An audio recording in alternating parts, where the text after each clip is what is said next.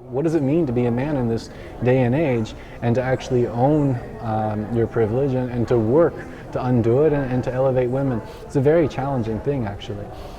So towards that purpose, I formed this online men's group, and we've been having such amazing conversations. And I think this is a great way to elevate women, is to get men together talking about this. If you were to suggest one or two ways off the top of your head, it might be the most significant in bringing about an evening of the genders, what might it entail? I think number one is forgiveness for our fathers, because we inherit the problems from our patriarchy. There is sort of, you can call it a higher self. We have our own consciousness, which is contained in this body, but then there's a large consciousness which is everywhere, and that is everything, and that we are a part of. And we can ask that larger consciousness for guidance. And that's how my entire spiritual path was guided by that inner prayer. It's really not an easy matter to stay spiritual in this world. You put the intention out there, and then you have to keep reaffirming it every day. Learning how to stay spiritual in this world. Darin Somma says it straight out. It's not easy. This advanced spiritual seeker and follower of Amma Sri Karunamayi speaks about two favorite topics of Amma Karunamayi: spiritual growth and men helping to bring true equality to women and men, as outlined in a UN program supported by Amma called HeForShe, engaging men and boys in the struggle for equality. Welcome to Souljourns. This interview was recorded in Trenton, New Jersey in July 2016. It's a wonderful conversation to engage in. I'm not going to pretend to have all the answers, because this is about patriarchal blind spots, I think, ultimately. Like you said, there's no country that's been free of this, and it goes thousands of years back. All of our ancestors and their ancestors, they had this sort of subtle suppression of the feminine going on. So how do we unravel that? It's a question I've been exploring myself too, because it's something I notice in my own life. Like, you know, if I do the dishes, I feel like it's a big deal, right? When my wife does the dishes, it's like, oh, it's expected, you know. If I pick up my clothes after myself, I feel like it's a big deal. Yeah. So these are the very subtle forms of privilege that every man has that we're not aware of. And we're becoming more aware of it, I think. I saw a really interesting commercial in India, actually, whereas a man who was writing a letter to his daughter, and as he was doing it, in the background, you could see, you know, the daughter and her husband at home. The husband was relaxing, watching TV, while the daughter was coming home from work, running around to get dinner ready, cooking, doing the laundry, doing everything. And the father was reflecting, you know, watching, you know, you go through this, you must have gotten it from me, you know, these expectations.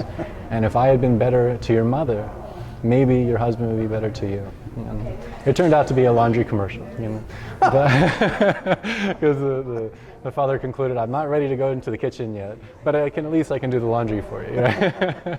But it is a question I'm interested in unraveling, and for that purpose I started an online men's group where we can meet together as men and work together to sort of unravel the complex issues of being a man in this society.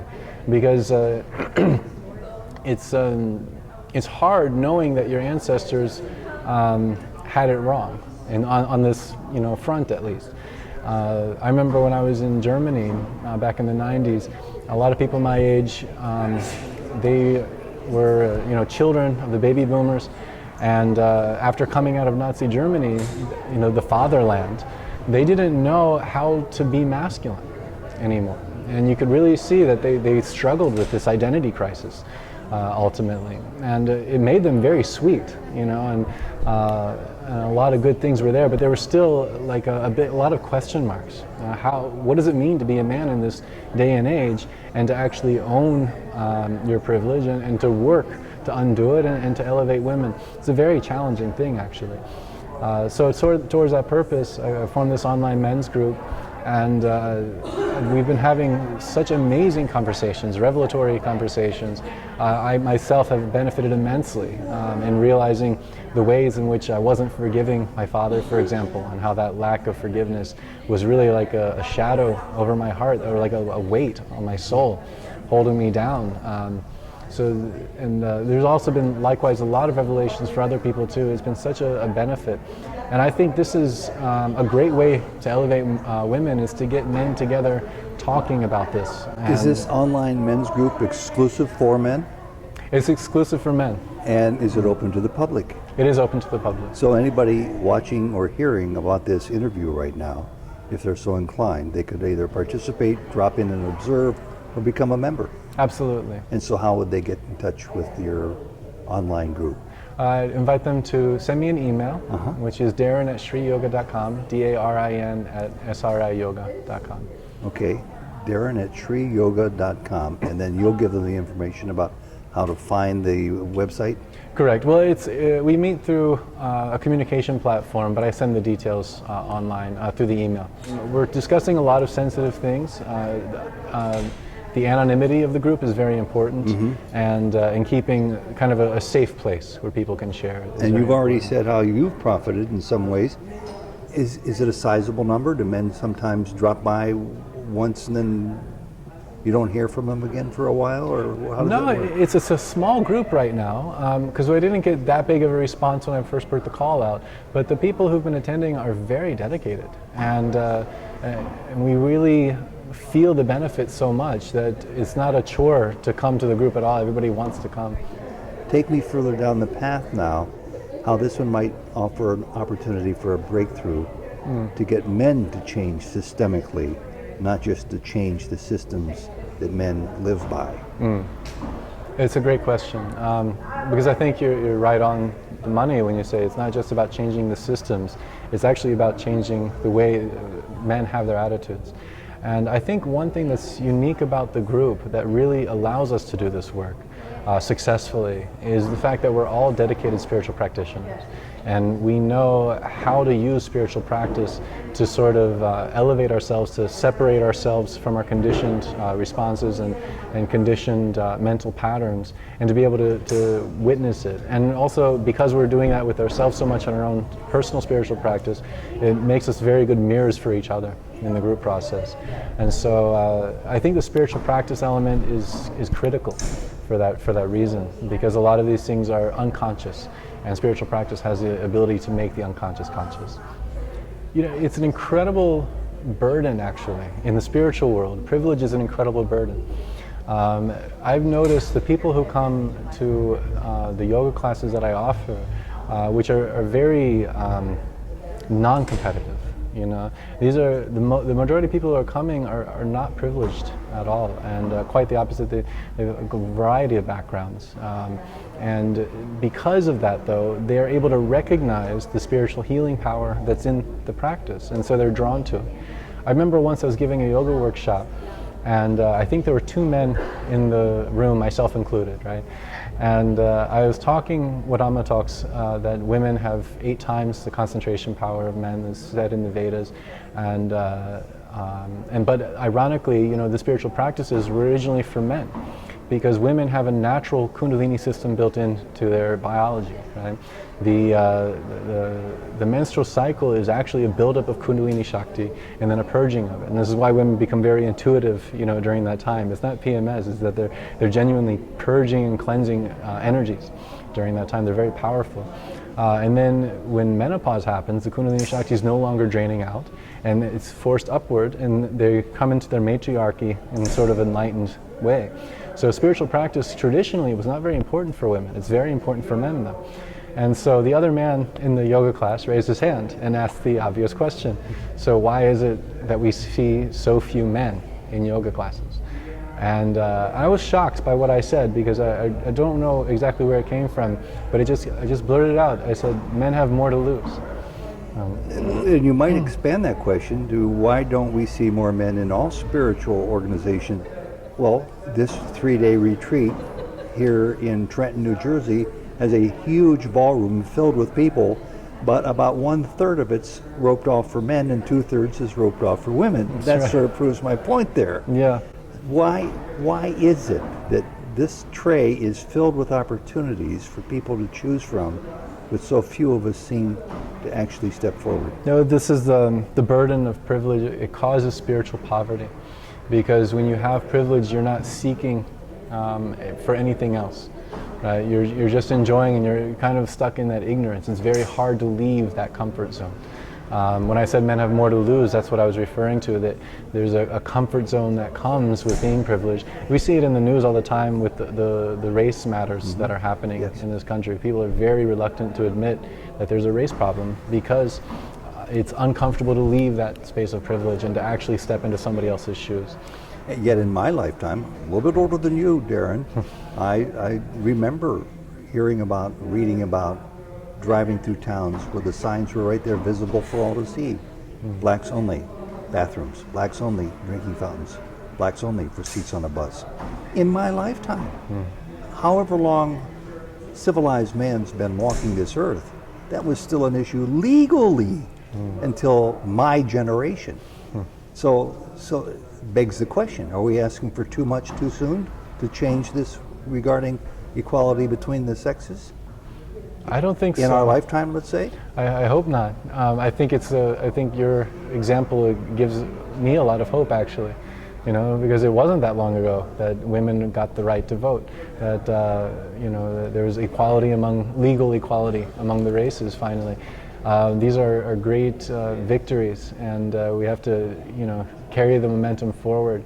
And I think there is a lot of momentum for social change right now, because people are feeling the pain of the dysfunction of society so much right now. There are single men and there are married men. You would think and hope and pray for dialogue to be fresh and open and complete between a husband and wife on this very topic. Well, this is a very a common thing you see is men on the outside, they have one persona, right? And they're very charming, they're very slick and suave, and very friendly with everybody. And then they get home once the door's shut, and they turn into like what you could call like a gorilla. They're just barking orders, and they're in that place of their throne or whatever. And this is tragic, because there is so much domestic abuse happening in our country. How to get over that, I think, is really to redefine masculinity. Because you're right that competitiveness is an inherent part of the masculine nature, or at least it has been traditionally. But we need to undo that and let it be moving towards a common goal. And the upliftment of women is a wonderful common goal. Old style chivalry in that sense. Yeah. And not in a derogatory sense like some people interpret chivalry to be, but just genuine respect. If you were to suggest one or two ways off the top of your head, it might be the most significant in bringing about an evening of the genders, what might it entail? I think number one, and this comes from my own experience, and is definitely, I think, the biggest fruit that I've seen come from the meetings so far, is forgiveness for our fathers. Forgiveness, men forgiving their fathers. Yeah. So that's what you would say is number one, forgiveness for our fathers. Because we inherit the problems from our patriarchy, ultimately. So generation is destined to pass on to future generations how they believe and how they live? Well, unless we work on it and try to raise the vibration there. And forgiveness has that power to unlock the chains of the past. Because really, in the astral world, our ancestors are watching us. And they've given us a lot of good things, but they've also given us their karmas. And so at the same time they're responsible for our karmas, they're actually cheering us on in completing the karmas for them, in finally attaining some kind of victory or dominance over them. And so I really think this is a profound work that everybody has to do in their own ancestral lineage, and to connect individually with them. Now, in our conversation, brief as it's been so far, you've touched upon the role spirituality has in your life, ever so slightly. If it's okay, expand on that a little longer, because we're living in a more and more secular world by my observation, and I see the evidence of spirituality in any form, much to the surprise of many of my friends, getting smaller. Well, it's hard to have an objective view because, you know, we see through our own lens, and Yeah. I definitely hang out in spiritual circles, so my view of humanity is probably much more optimistic than it should be. But there is, you know, in the 80s, when supposedly there was no war happening, there was a Cold War happening, but we were told that there was no war happening, right? And there was peace in the country. It was a very optimistic generation, and I feel like that optimism had a very profound effect on the spirituality of everybody, and in this sort of idea of acceptance of other faiths, not having to be, you know, contrary to each other. And then, you know, as more and more problems have been coming up, and the world's getting more and more complicated, and now we're worried about terror on all fronts. It's like an erosion of that optimism, and quite the opposite now. It's like an existential anxiety in our youth about the future.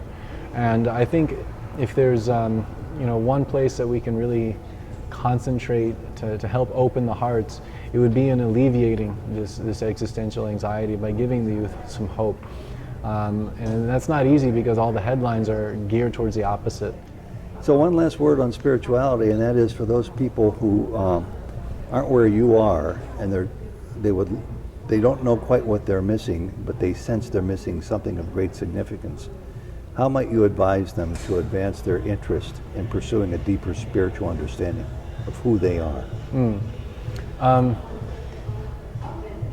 Well, the first answer that comes to mind is to ask in your heart to the divine. And I realize, you know, as soon as that answer came up, that it might not be a very comfortable answer for people who the divine is a very foreign concept to. But there is sort of, you can call it a higher self. We have our own consciousness, which is contained in this body, but then there's a large consciousness which is everywhere, and that is everything, and that we are a part of. And we can ask that larger consciousness for guidance. And that's how my entire spiritual path was guided by that inner prayer and that inner dialogue. And I don't want to, you know, tell people which way to go because it's not my place. Yeah. That's the higher self's place. But if they engage in that dialogue, they'll definitely get an answer. And there's something I've always been intrigued about when I hear other people say, once you become aware of the full range of what the spiritual world has to offer you, nothing else in life in this material world will compete with it, will match it. It's easy for somebody to say, but I've seen you live that. Well, I'm glad it appears that way. You mean it's not?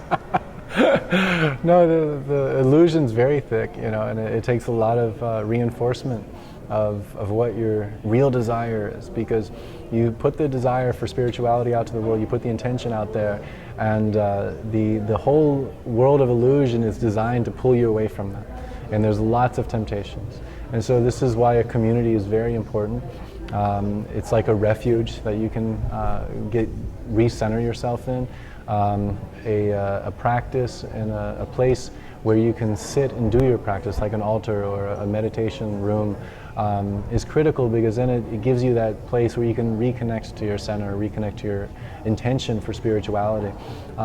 It's really not an easy matter to stay spiritual in this world. You put the intention out there, and then you have to keep reaffirming it every day. Why does it take so long for most of us, even on the spiritual path, to start acting, talking, and thinking that way? That there is only God. So much conditioning. I think it comes back to our ancestry again, really, because we were raised in this world, you know, even as babies, we're told who we are, right? This is, you're Darren, you're Darren, you're Darren. If we were instead raised like, you're the divine consciousness, maybe it might be a little bit easier. Well, on that happy note, we'll conclude this. And Darren, thank you very much. It's always interesting talking to you. Thank you. I look forward to many opportunities in the future to do the same, and with Emily, which I think would be a real contribution.